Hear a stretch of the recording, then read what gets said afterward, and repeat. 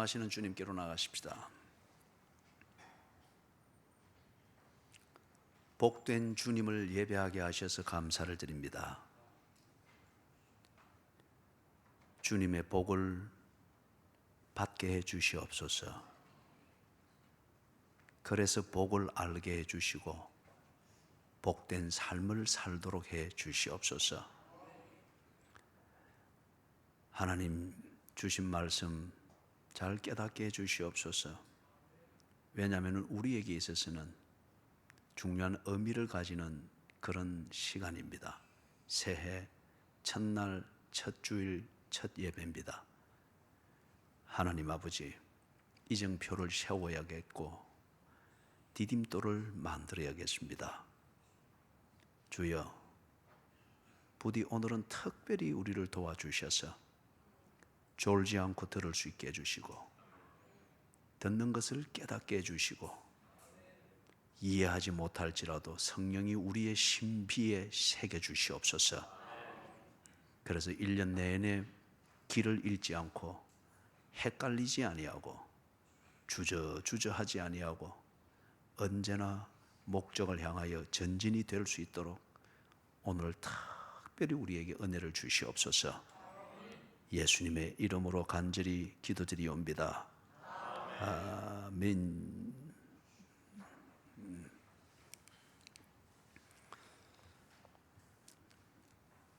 언제나 새로운 상황을 만나고 또 그 새로운 상황과 익숙해지면서 그것을 내 인생의 일부분으로 만들어가는 이게 인생이라 생각을 합니다. 늘 새로운 것을 만나지 아니하면 이미 그것은 죽은 겁니다. 그리고 새로운 것을 만나는 것이 귀찮고 그것이 주는 부담과 두려움과 그 과정이 고생이라 여겨져서 그걸 자꾸 피하려고 하면서 현실을 사는 것은 살았으나 죽은 겁니다. 새로운 상황이 우리에게 주어졌을 때에 그것을 관리하면 그거는 기회입니다. 그러나 관리가 되지 않으면 어떤 것일지라도 그것은 우리에게 위기입니다. 아무리 아름다운 여인이 내게 왔다 할지라도, 그래서 만나서 선을 보고 연애 감정이 싹 든다 할지라도 그 아름다운 여인을 내 삶의 의미에 맞게, 목적에 맞게, 그런 면에서 그 새로운 상황을 관리를 못하면 그것은 덫이 될 것입니다. 그러나 모든 사람들이 다 어찌 저렇게 결혼이 되나 그렇게 말한다 할지라도 내 목적에 맞고 의미 있게 그 새로운 상황을 관리를 하면은 정말 뼈 중에 뼈요 살 중에 살을 만나는 것이며, 뼈 중에 뼈요 살 중에 살이라는 이 아름다운 노래를 일어날 때마다 부르고 잠잘 때마다 부르는 그 아름다운 부부 생활이 될 것입니다. 새로운 상황을 피할 수 없습니다. 만날 수밖에 없습니다. 문제는 관리하면 그것은 기회입니다. 관리를 못하면 모든 것은 위기가 됩니다. 오늘 읽었던 이 본문에서 이 기회를 어떻게 관리를 해야 되는가, 그리고 그 기회를 통해서 목적을 이루게 되는가, 이것에 대한 분명한 지침을 우리에게 알려주고 있습니다. 기회는 목적 성취와 관련이 됩니다. 목적 성취와 상관이 없는 것 또는 그 기회처럼 보이는 것들이 있죠. 방종하기에 쉽고 현실 안주로 이끄는 그런 것들이 있습니다. 기회라고 하는 이것을 가장을 해서 우리에게 오는 덫입니다. 현실 안주는 편합니다마는 그러나 그것은 결코 행복과 상관없는 것이죠. 방종은 자유처럼 보입니다마는 방종은 결국 사람을 썩게 만듭니다. 방종하게 만들고 현실 안주로 이끄는 이 덫의 본질을 가졌는데, 그러나 이게 기회처럼 보이는 그런 것들이 있죠. 우리로 하여금 그런 것을 기회처럼 보이도록 만드는 것은 그것의 특징이 있기 때문에 그렇습니다. 재미있게 보입니다. 쉽게 보입니다. 우선 당장의 유익이 있어 보입니다. 반면에 고민할 게 전혀 보이지 않습니다. 쉽고 재미있고 당장의 유익이 있고 내 원하는 것을 그냥 그대로 이룰 수 있게 보이고, 반면에 고민할 게 안 보이고 고생이 전혀 보이지 않습니다. 그럴 때 사람들은 이게 절호의 찬스라고 해서 덥석덥석 물어버리는데, 그걸 물고 난 뒤에는 방종이라고 하는 바구니에 담기고 현실 안주라고 하는 이 냉동고에 그대로 쟁겨져 버리게 되는 것을 봅니다. 기회가 아니고 덫입니다. 재밌는 것이 꼭 기회일 수만은 없다는 진리죠. 쉬운 것만이 꼭 기회를 말하는 것이 아니라고 하는 진리입니다. 우선에 당장의 유익이 있어 보인다고 하는 그것이 덫일 수 있다고 하는 것을 생각하게 만드는 지혜입니다. 그럼 무엇이 참된 기회일까요? 기회를 구분하는 그 특징이 있습니다. 기회는 언제나 현재 내가 가지고 있는 역량보다 크게 보입니다. 그렇기 때문에 한편 기회라고 하는 것은 우리에게 1차적으로 심리적인 부담감을 줄 수밖에 없습니다. 왜 그러냐? 기회는 목적 성취와 관련이 되는 것이라고 했죠. 그러면 목적은 언제나 현재 내가 가지고 있는 역량보다 큽니다. 목적은 지금의 나보다 큰 것입니다. 내가 목적을 가지고 있다고 하면서도 그 목적이 지금의 나 자신보다도 작은 것이면 당신은 목적의 사람이 아닙니다. 이루어질 게 아무것도 없습니다. 목적은 언제나 지금의 나보다 큰 것이어야 합니다. 그렇기 때문에 목적을 향하여 간다 할 때에 앞으로 계속 전진을 해나가고 추진력이 붙는 겁니다. 참된 기회는 그렇기 때문에 일단 심리적으로 부담감으로 와닿습니다. 내가 가지고 있는 역량보다 크게 보이기 때문에 그렇습니다. 참된 기회는 도전 정신을 요구합니다. 그리고 집중력을 요구합니다. 나보다 큰 것을 내가 관리하고 다루어야 되기 때문에 여유 부릴 틈이 없습니다. 집중해야 합니다. 동시에 이 기회는 투자를 요구합니다. 투자는 내일의 추수를 기대하면서 오늘의 희생을 만드는 것을 보고 우리는 투자라고 합니다. 노름도 일종의 여기서 나온 것이지만 그러나 투자의 부작용입니다. 참된 기회는 투자, 희생, 그리고 기다림이라고 하는 이것을 필요로 하는 것입니다. 참된 기회를 구분을 하게 될 때에 목적의식이 있고 비전이 있는 사람은 이 기회를 붙잡습니다. 부담스럽고 지금의 나보다 크게 보여서 그게 아닌가 싶으지만, 그리고 희생을 요구하고 투자를 요구하고 기다림을 요구하기에 당장의 유익이 없어 보이기 때문에 무가치하게 보이는 것 같으나, 목적이 있는 사람은 그 진피를 봅니다. 비전이 있는 사람은 이 기회가 자라는 그러한 생체인 것을 압니다. 그렇기 때문에 기다림이라고 하는 이 가치를 인정을 합니다. 그래서 목적의식이 있고 비전이 있는 사람은 이 기회를 붙잡습니다. 그러나 쉬운 것, 편한 것, 재미있는 것, 이런 것을 행복으로 여기는 사람은 기회를 무엇으로 여기는가? 염려거리로 여깁니다. 골치 아픈 것으로 생각을 합니다. 그렇기 때문에 이런 사람은 기회가 왔을 때에 피할 궁리만을 생각을 합니다. 그리고 합리적인 변명을 늘어놓기 위하여서 늘 머릿속에서 아무 생산성 없는 이론적 조합을 만드느라고 굉장히 사람이 사변적이 됩니다. 아무 주제가 없는 사색에 빠집니다. 변명거리를 만들고 있습니다. 합리화할 수 있는 변명거리를 만들 수 있습니다. 이게 13장 25절에서부터 33절에서 나오는데, 거기서 이 내용을 정리를 할 수 있는 겁니다. 자, 그런 다음에 보니까 이런 변명거리를 늘어놓고 이런 사람을 지금 13장 25절부터 33절에 어떤 말로 무엇에다가 비교를 하면서 딱 결론을 맺는가 하니까 메뚜기에다가 비교를 하고 있습니다. 메뚜기. 그 기회를 보니까 그 기회는 우리에게 기회가 아니고 위기입니다. 왜냐하면 그게 너무 컸습니다. 그 기회를 덥석 잡기에는 우리가 너무 작았습니다. 우리는 그 기회 앞에 설 때 우리는 메뚜기 같았습니다. 우리도 그리 생각하거니와 그 사람들도 우리를 보면은 우리를 메뚜기처럼 여길 것입니다. 지가 지 자신을 메뚜기로 생각하는데 무슨 추수를 기대하고 추수를 생각하며 씨앗을 뿌리겠습니까? 메뚜기도 밭을 들락거리고 논을 들락거립니다. 메뚜기도 곡식을 만지고 곡식과 더불어서 삽니다. 농부도 밭과 논을 들락거리고 그리고 심기도 하고 작물을 만집니다. 그러나 추수를 하는 사람은 농부입니다. 메뚜기는 결코 추수를 하지를 못합니다. 왜냐하면 메뚜기는 우선 좋은 것, 우선 편한 것, 그리고 쉬운 것, 이것만을 찾아가면서 메뚜기는 삽니다. 그리고 그것을 찾기 위해서 밭을 들어가고 그걸 찾기 위해서 싹이 나는 논을 헤집고 밭을 그렇게 헤집고 다닙니다. 기다림이 없습니다. 심는 게 없습니다. 기회의 가치를 모릅니다.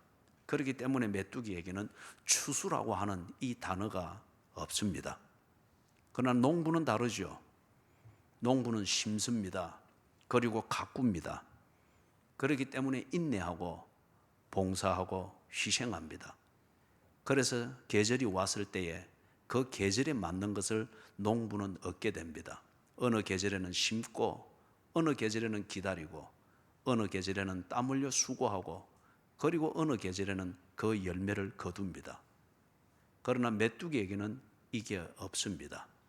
같은 밭을 들어가고 같은 논을 들어가고 같은 곡식을 만지작거리지만은 농부는 추수를 합니다. 그러나 메뚜기는 그게 없습니다. 메뚜기는 언제나 원하는 게 지금이라는 이 시간뿐입니다. 당장이라는 이 조급함 뿐입니다. 메뚜기에게 투자든지 희생이든지 기다림이든지 이런 게 있을 수가 없습니다. 사랑하는 여러분, 메뚜기에게 필요한 것은 잎사귀일 뿐이고 그 다음에 메뚜기에게 더 좋은 것은 떡잎입니다. 그렇기 때문에 자랄 게 아무것도 없습니다. 우선 먹기에 좋고 잎사귀에 안기가 좋기 때문에 메뚜기에게 있어서 그것만이 가장 좋은 것이니까 이 잎사귀가 탄소 도가장공연을 하면서 그렇게 열매를 연그르도록 만드는 그것을 메뚜기가 다 갉아먹어 버리는 거예요. 내일이 없습니다. 열매라고 하는 이것을 기대할 수가 없습니다. 사랑하는 여러분, 이 메뚜기와 같은 사고방식과 메뚜기 같은 이 옹졸함과 지금밖에 보지 못하는 이것으로 지금 인생을 만드는 데 중요한 시점인 현재를 살고 있다고 하면은 그에게 있어서 행복이라고 하는 것은 있을 수가 없습니다. 사랑하는 여러분, 인생이라는 이 열매를 거둘 수 있으려고 하면은 가정의 행복, 부부의 사랑, 생업의 보람, 생업이 돈을 많이 벌어서 보람이 꼭 있는 건 아니잖아요. 생업의 보람, 교회 생활을 했으면 반드시 교회 생활을 통해서 영적 기쁨과 그 기쁨에서 우러나는 범사가 잘 되고 강건케 되어지는 이게 가치관이 있고 그 가치관에 따른 삶의 추진력이 만들어지는 것을 말하지 않습니까? 이런 것들이 쭉쭉 만들어지고 오늘을 심어서 내일 가정의 행복을 보게 되어지고 오늘을 기다려서 내일 부부가 금실이 더욱더 좋아지고 이런 인생의 열매를 맺고 열매를 추수하는 재미가 있어야 됩니다. 그런데 많은 사람들이 메뚜기처럼 삽니다. 메뚜기처럼 파닥거리기만 하였지 이 추수라고 하는 것을 알고서 가정에 투자를 못합니다.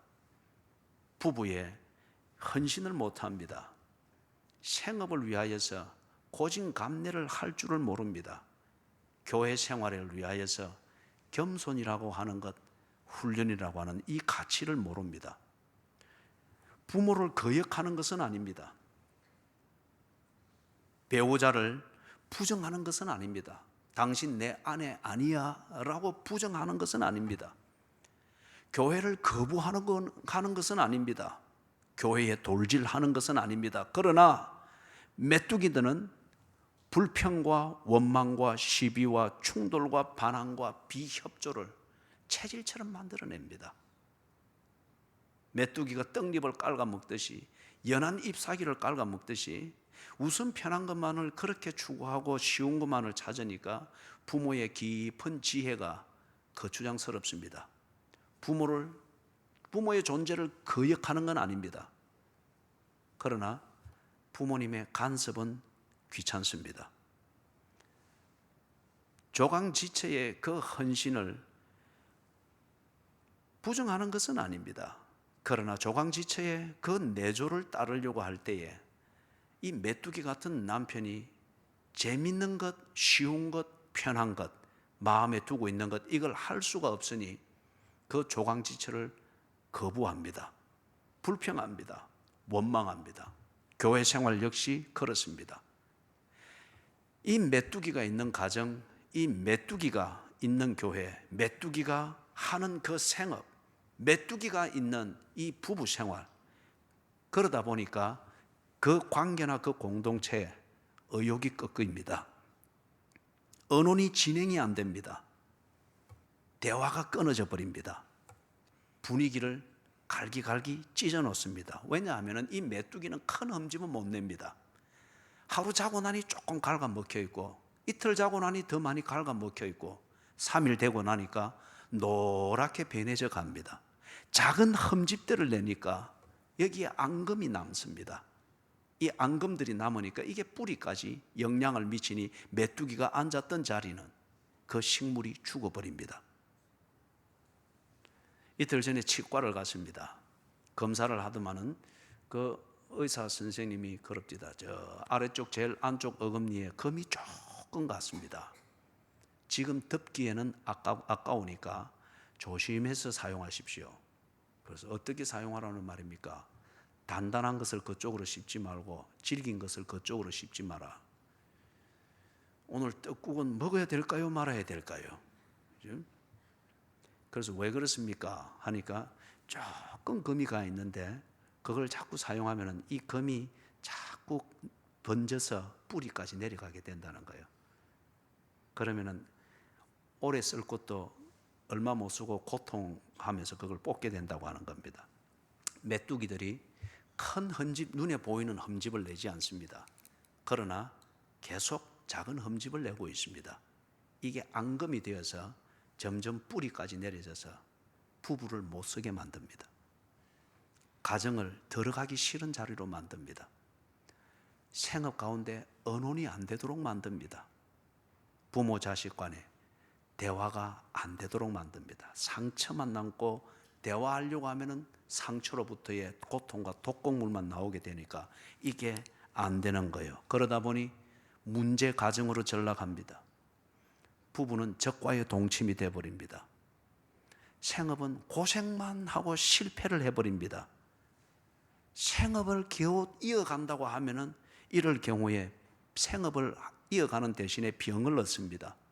또는 생업은 유지를 하는데 가정을 잃어버립니다. 생업은 이어가는데 영혼은 텅 비어버리고 교회도 어디 간지 없고 영적 갈등만을 겪게 됩니다. 메뚜기가 만드는 것이고 메뚜기가 얻는 것입니다.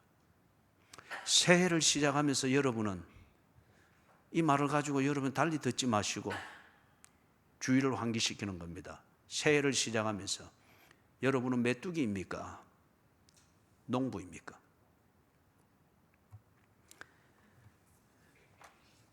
(14장 4절에) 보니까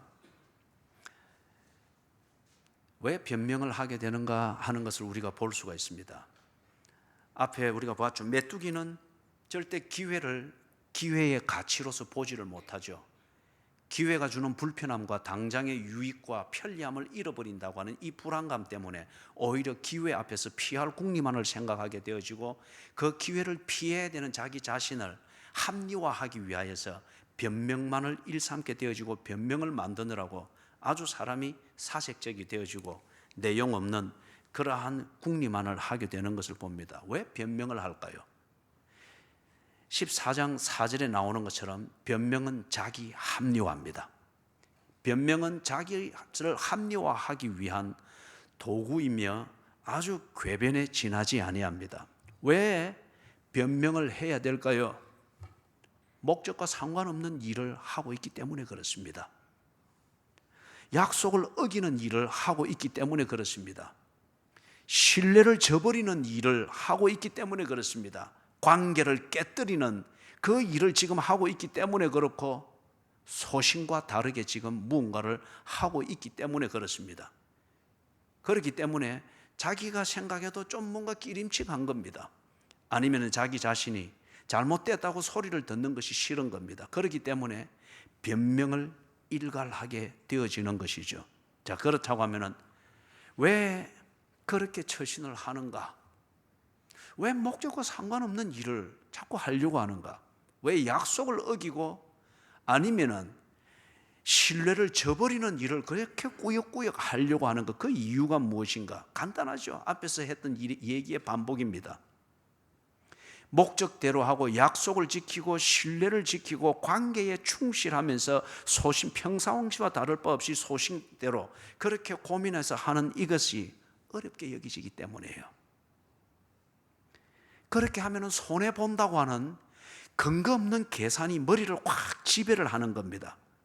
또는 메뚜기의 체질, 꼭 그렇게 해야 되나?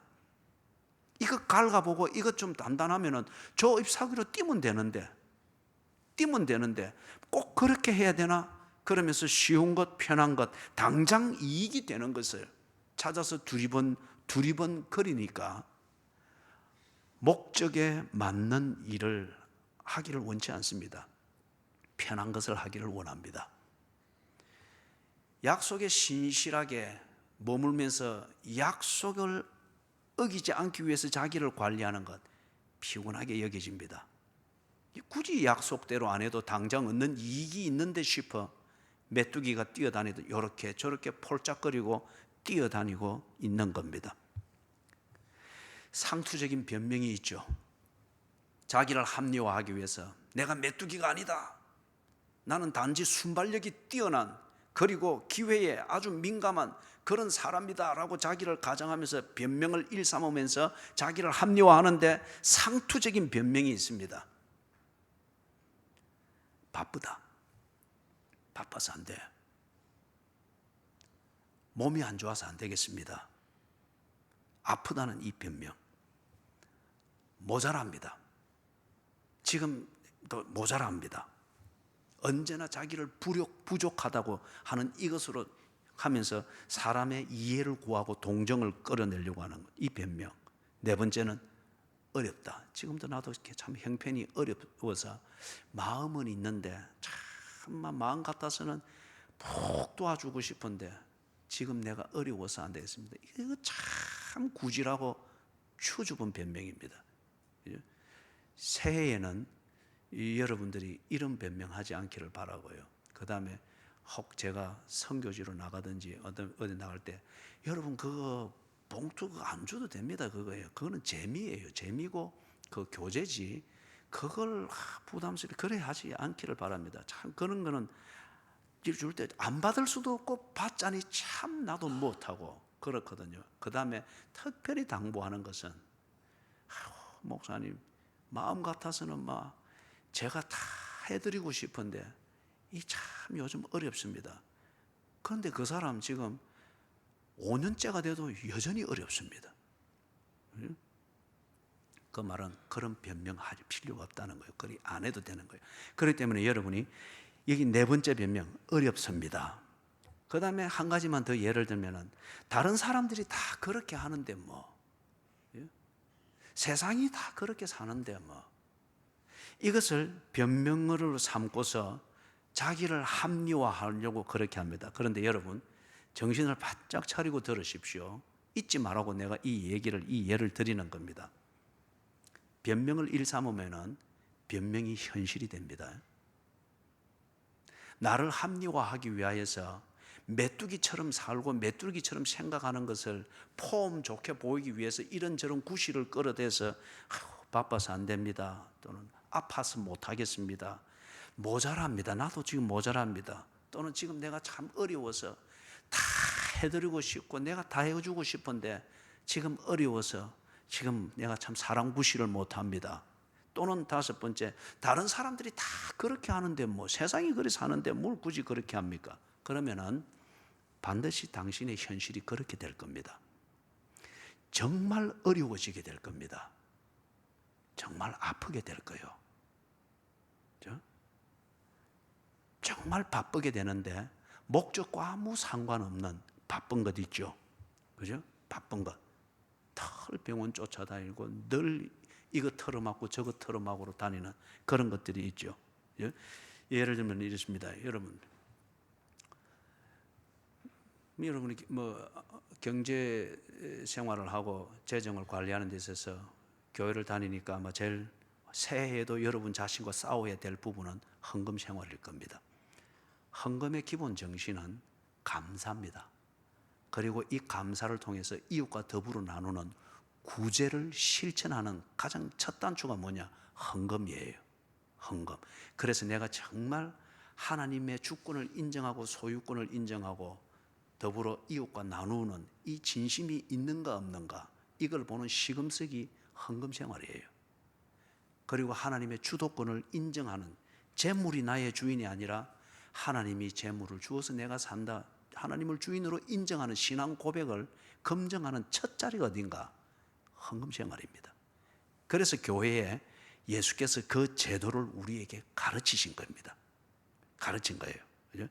그런데 여러분들이 새해에도 그런 훈련을, 하나님께서 그 축복의 길을 여는 그 훈련을 시금석의 기능과 함께 주었을 때에 어려워서 안 됩니다, 이런저런 변명을 여러분이 그렇게 하지 않기를 바라요. 그렇게 하지 않기를 바라요. 숫자는 양심입니다. 숫자는 양심이에요. 왜 하나님께서 11조라는 이 제도를 가지고 우리에게 재물을 주인으로 삼는 이것을 경계하고 그것을 내가 정말 어떻게 준비되어 있는가를 점검하게 하셨을까요? 왜 숫자를 주셨을까요? 숫자는 두리뭉실하게 해서 나를 변명할 수 없도록 만드는 거예요. 그게 양심입니다. 그래서 그 숫자를 주신 거예요. 그렇기 때문에 여러분이 주로 보면은 아이고 어려우니까 막 반올림 해서, 이제는 좀 더 어렵게 여겨지니까 반올림은 이쪽으로 낮추고 뭐 이런 식으로 한다든지, 이렇게 어려워서 안 됩니다, 어려워서 선교 못 합니다, 어려워서 구제 못 합니다, 어려워서 내 형제들과 나눌 게 없습니다, 그러면서 뭐 하나님 앞에서는 설파하는 척 하면서 뭐 좀 감정의 눈물 몇 방울 흘리고 회개했답시고 늘 그렇게 살 때 정말 어려운 것을 경험하게 될지 모릅니다. 예를 들면 이런 게 있어요. 한 장로님이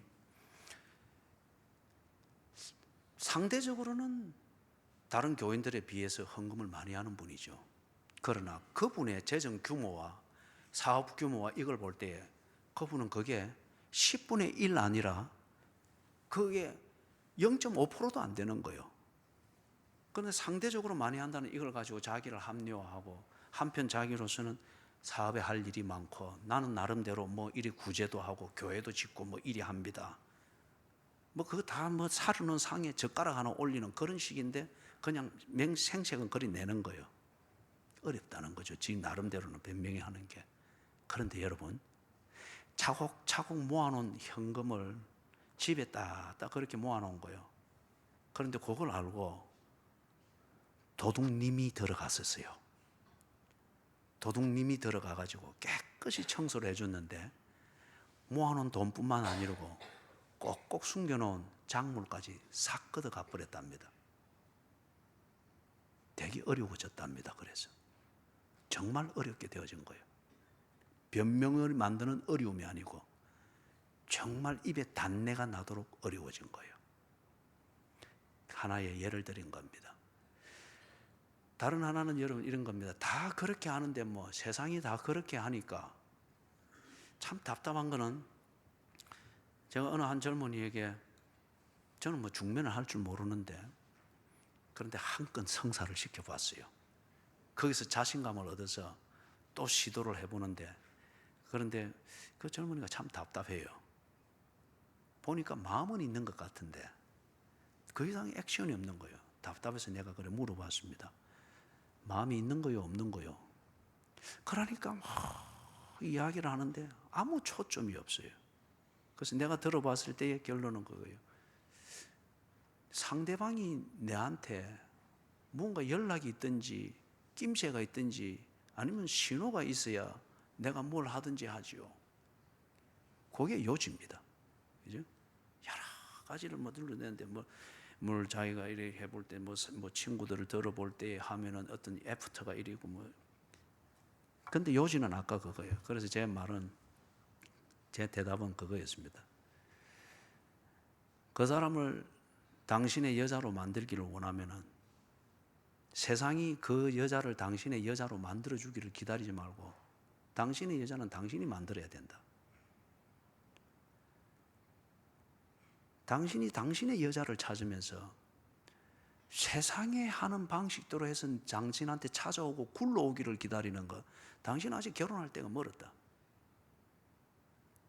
당신이 당신의 여자를 찾으면 당신이 발로 뛰고 당신이 직접 찾아야 되고 프로포즈를 해야 되고 관심을 보여야 되고 살필 게 있으면 만나서 당신이 직접 살펴야지. 누구는 이리 하고 친구들은 이리 하고 다 그리 하기 때문에 그걸 알고 기다리는 메뚜기입니다. 적어도 연애를 하는 데 있어서는 메뚜기입니다. 그리고 폼 잡으면서 메뚜기 연애를 한답시고 둘러대는 자기 합리화는 세상이 다 그리 한다는 거예요. 그죠? 다 그리 한다는 거예요. 두 가지 예를 드린 겁니다. 사랑하는 여러분, 상투적인 변명들이 있습니다. 5가지 예를 드렸고요. 이런 상투적인 변명으로 메뚜기 같은 사고방식과 메뚜기 같은 처세술로서 기회 앞에서 옹졸한 변명만 일삼고 있게 될 때에 당신의 그 변명이 현실이 됩니다. 14장 5절에서부터 10절 마지막 부분입니다. 그러면은 이 메뚜기를 벗어나서 내게 다가온 새로운 상황, 새해, 그 다음에 이 새해에는 경제든지 교육이든지 정치든지 이 모든 우리 삶의 환경은 위기라고 하는 이 형식을 가지고 우리에게 다가오게 될 것입니다. 그러나 관리하면은 기회입니다. 관리하지 못하면 그건 정말 위기가 됩니다. 어떻게 해서 우리가 이 메뚜기로 전락되는 것을 피하고서 이것을 기회로 삼아서 우리의 인생에 추수할 것이 있도록 이 새해를 만들 것인가? 14장 5절에부터 10절에 나오는 것에 근거해서 여러분 확신에 거하십시오. 확신에 거하십시오. 변명하는 이 습관을 고치는 유일한 길이 확신에 거하는 겁니다. 확신에 거하는 것. 확신에 거하는 것은 어렵기는 합니다. 변명을 일삼는 것은 우선 쉽습니다. 그렇기 때문에 확신에 거하는 것을 알지만은 그렇게 안 하려고 하는데 그렇게 하지 않으면 변명하는 이 습관을 절대 못 고치고 그 습관은 결국 내 인생이 됩니다. 다시 말해서 변명이 현실이 된다는 거예요. 확신에 거할 때에 여러분이 지금까지 변명을 일삼으면서 그날 연명하는 메뚜기 같은 삶을 살았다고 할지라도 그것은 2016년도와 함께 흘러 석양 속으로 빨려 들어가 버렸고 새해에는 메뚜기가 아니라 기회를 붙잡고 기회를 통하여 목적을 이루는 추수할 거리가 있는 농부처럼 살 수 있게 될 것입니다. 여러분, 잘못된 확신은 변명보다 더 치명적입니다. 잘못된 희망이 사람을 절망으로 이끌고 잘못된 희망이 절벽을 뛰어내리도록 만드는 치명적인 덫이듯이 이 잘못된 확신, 이것은 변명보다 더 치명적일 수 있습니다. 예를 들면 이런 거죠. 여러분, 감에 의지해가지고 자영업을 시작하면 안 됩니다. 내 감, 이걸 가지고서 이게 감이 좋다 하는 이 확신 위에서 사업을 하면은 100개 사업을 하면은 90개가 문을 닫는 그 중에 한 사람이 됩니다. 잘못된 확신은 변명보다 더 치명적일 수 있다는 거예요. 한 주부가 가만히 들어보니 가게에 보탬이 되고 열심히 일하는 남편에게도 보탬이 되고 이제 쑥쑥 커가는 자식들에게 뭔가 과외도 시키고 이렇게 뭔가 원하는 것도 해주고 싶고, 그런데 집에서 전업주부를 하고 있다는 이 자체가 자기로서는 상당히 양심에 끄리끼고 부담스러운 거예요. 그래서 뭘 할 수 없을까? 가정에 도움이 될 수 있는 게 없을까? 어느 날 보니까 주식, 또 들어보니까 이게 막 아주 쉽게 돈을 엄청나게 버는 이게 쫙 보이는 거예요. 그래서 이 주부가 주식 투자를 했습니다. 컴퓨터 앞에 앉아서 주식의 흐름을 보면서 치고 빼고 이런 거 뭐 책 한 두세 권 읽고 이렇게 막 해보는 거예요. 재밌습니다. 그런데 어디다 손을 댔는가 하면은 조금 재미를 보다 보니까 더 하고 싶은 거예요. 남편이 사업 자금으로서 차곡차곡 모아놓은 거, 그걸 솔랑 빼가지고 조금씩 재미 본 그것을 많이 투자하면 많이 될 줄 알고 그냥 그대로 다 넣은 거예요. 그대로 다 빨려버렸습니다. 남편이 이걸 알게 됐습니다. 이 부인이 그렇게 이야기를 합니다. 미안해하면서 그렇게 이야기를 합니다. 이 남편의 눈이 확 뒤집혀 버린 겁니다. 그렇죠? 남자에게 있어서 목적에 집중하고 목적에 추진하는 이걸 빼버리고 이걸 앗아가 버리면 남자는 날개가 다 꺾여 버립니다. 그러니까 다른 것, 아내의 존재든지 이게 지금 눈이 확 뒤집혀 버린 거예요. 중간 얘기를 생략하고, 그래서 둘이 파혼이 되어 버렸습니다. 감에 의지해서 또는 잘못된 확신에 근거해서 그 일을 시도하게 되어질 때에 이런 재난을 당하게 된다고 하는 것을 말하기 위한 예입니다. 여러분, 그러면 확신에 거하는데 어떤 사실에 근거해서 여러분이 확신을 만들어야 되는가? 오늘 14장 8절 이하에서 말하는 이 내용입니다. 여호와께서 우리를 기뻐하신다. 이 관계를 확신해야 됩니다. 때로 아내와 남편 사이에 갈등이 일어날 수 있기 때문에 그 관계에 확신을 했던 아내가 가출을 하기도 하고, 그 관계에 확신했던 남편이 일탈로서 스트레스를 풀려고 바깥을 끼욱끼욱거리게 됩니다. 이 세상에서 가지고 있는 모든 관계는 결점이 있을 수 있고 때로 우리를 실망시킬 수 있습니다. 그렇기 때문에 여호와께서 우리를 기뻐하신다.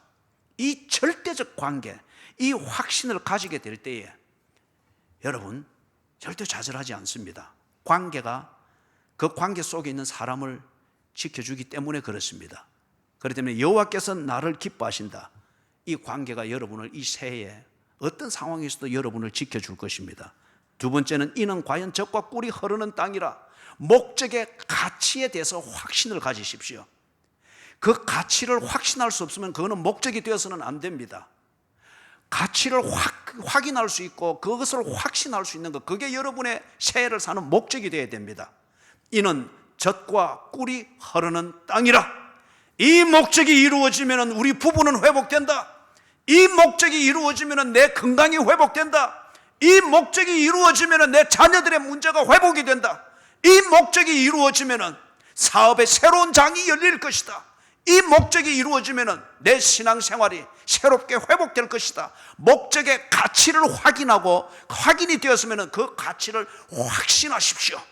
그리고 목적의 가치에 대한 확신을 가지고 목적에 집중하고 있는 여러분의 생활을, 추진력을 잃지 말고 집중을 하도록 하십시오. 그 다음에 이것을 크로스 체킹을 해야 됩니다.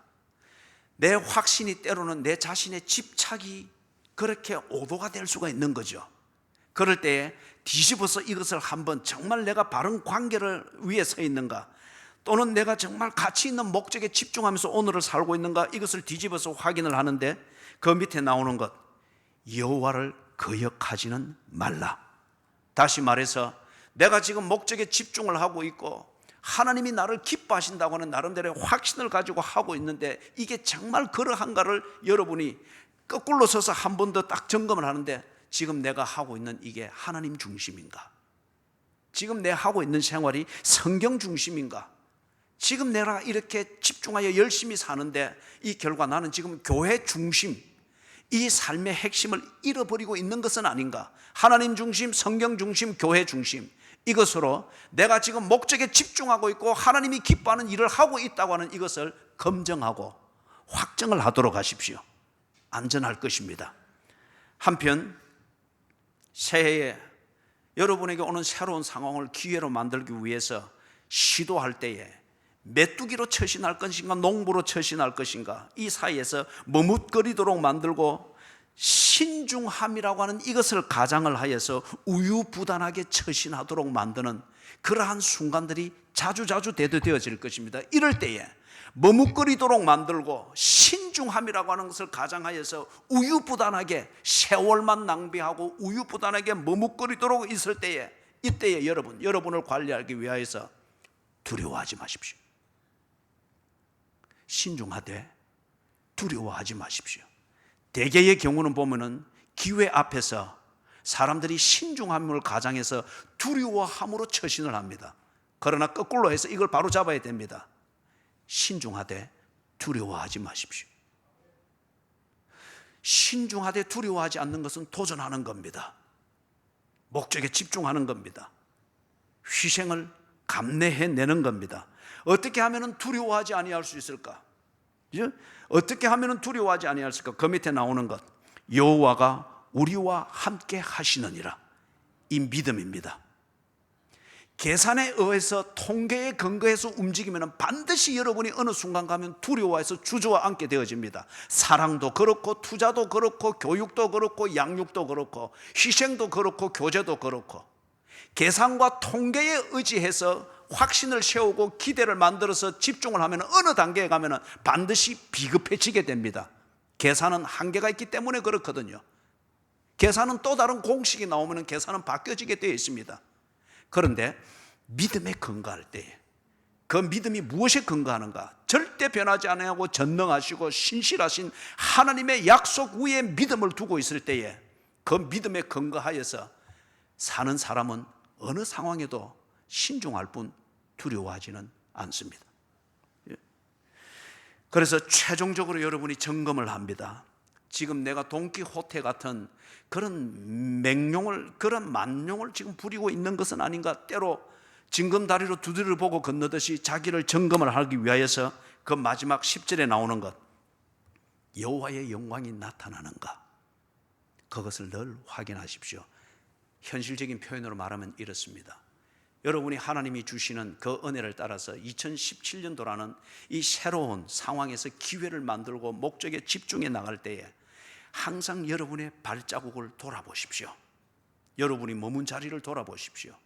여러분의 가정의 내용을 들여다보시고 여러분이 나누는 사랑의 그 행복이라고 하는 그 즐거움의 진피를 한 번쯤은 벗겨보십시오. 그래서 내가 이렇게 해서 내가 더욱더 신앙생활 잘하고 있나? 내가 지금 이렇게 해서 현재 교회 중심의 삶에 더욱더 집중을 하고 있나? 내가 이렇게 열심히 해서 가게 하나 더 늘리고 사업 하나 더 번창을 시켰는데 그 결과 내가 지금 공예배를 잘 지키고 있나? 11조 생활 잘 하고 있나? 기도의 제목은 더욱더 풍성해지고 있나? 여호와의 영광이 나타나고 있나? 내가 단지 열심히 사는 사업가로 자꾸 진화될 뿐 여호와를 닮은 경건이 안 보이고 거기에 대한 필요를 못 느끼고 솔랑솔랑 교회 생활들을 빼먹기를 시작하고 있다고 하면 지금 당신은 메뚜기로 전락하고 있는 거예요. 여호와의 영광이 그 전에 나타나니라. 여호와의 영광이 그 가정에 나타나니라. 여호와의 영광이 부부의 관계에 나타나니라. 여호와의 영광이 내 생업에 땀 흘리는 현장에 나타나니라. 이 생업으로 인하여서 내가 더욱더 하나님께 감사가 넘치고 하나님께 묻는 시간이 많아지니 이게 여호와의 영광이 나타나니라.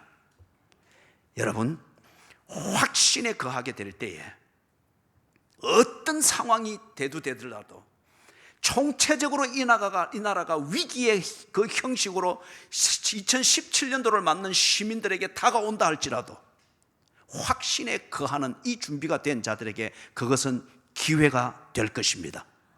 여러분, 여호와께서 여러분을 기뻐하신다는 이 관계에 확신을 가지십시오. 이는 적과 꿀이 흐르는 땅이라 가치 있는 목적을 설정하십시오. 그런 다음에 그게 한 집착으로 오도되어지지 아니하도록 여호와를 거역하는 것은 아닌가? 하나님 중심, 성경 중심, 교회 중심이 되고 있는가를 가지고서 언제나 크로스 체킹을 하십시오. 때로 머뭇거리도록 만들고 재기만 할 뿐 우유부단하게 머뭇거리고 두드리고만 있게 될 때에 두려워하지 마십시오. 어떻게 두려워하지 않은가? 돈키호테의 만용을 빌리지 말고 믿음을 만지십시오. 여호와가 우리와 함께 하시느니라. 여호와께서 우리와 함께 하시느니라. 그래서 여호와께서 우리에게 함께 하시는 이 증거가 여러분이 사업을 하면서 또는 문제의 가정을 다루면서 문제의 몸을 다루면서 그걸 통해서 하나님이 참된 회개를 요구하는 것이 있을 것이고, 회개한 그 심령에 성숙시키기 위해서 경건의 능력을 부으면서 하나님을 닮아가기 위한 그 몸부림을 돈을 만지는 자리에서, 라이벌과 경쟁하는 자리에서 그것을 깨달으면서 하나님을 닮아가는 이 몸부림을 치도록 만드는 여호와의 영광이 나타날 때 여러분은 추수할 것이 있는 그 일을 하고 있는 것입니다. 하나님께서 주시는 이 말씀을 받아들이고, 그리고 송구 영신 예배 때 주셨던 순종은 곧 변화를 시도하는 것이라는 이 말씀을 또한 받아들이고, 메뚜기처럼 살지 말고 2017년이라는 이 밭에 추수할 곳이 있는 곡식을 뿌리고, 그리고 추수 때를 위하여서 재배를 하고, 이 시즌이 끝날 때에 풍성한 것 30배, 60배, 100배의 추수를 거두게 되는 하나님의 자녀들 되기를 주의 이름으로 축원합니다. 아멘.